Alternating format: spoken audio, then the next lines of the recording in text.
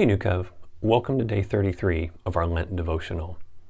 Today's passage is Jeremiah chapter 33, verses 1 through 9.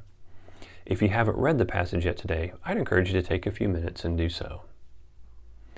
The setting to today's passage is important if we want to understand its meaning. The city of Jerusalem is currently under siege by the Babylonians, and the nation of Israel is less than a year away from being completely conquered. It is the last stage of God's judgment on Israel for their continued sin of treating the poor unjustly and of worshiping foreign gods. Needless to say, this is a dark time in the nation of Israel's history. It's not one of their high points. To make matters worse, the prophet Jeremiah has been arrested by the king and placed in prison simply because he would not predict a positive outcome to the war.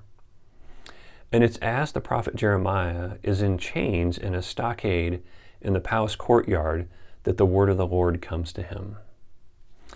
There are two observations I want to make about God from today's passage. The first is that even in our darkest times, God is with us and He wants relationship with us.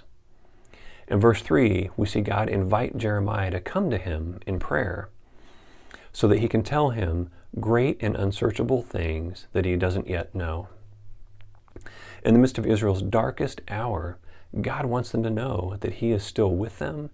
He wants to hear their prayer and He's eager to answer them. The second observation I want to make is that God is a God of restoration.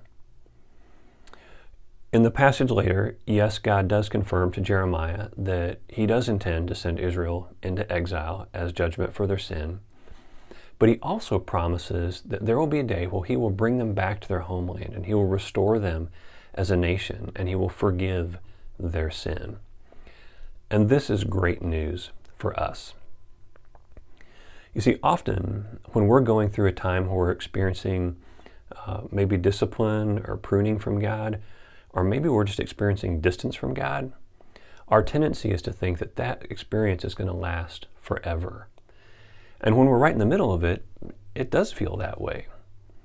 But this passage tells us that that is not God's desire for us.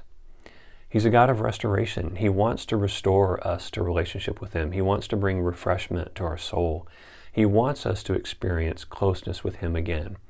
He wants us to know that that season will not last forever. So if you find yourself in a place today where maybe you're experiencing the consequences of your own sin, or maybe you're just experiencing the effect of someone else's sin on you, there are two things that you need to know. First, God is with you and He wants relationship with you. It is never too late to turn back to Him. And second, you need to know that this season will not last forever. God wants to bring restoration to your life and to your soul and your relationship with Him. And He wants to do that because that's just the kind of God that He is.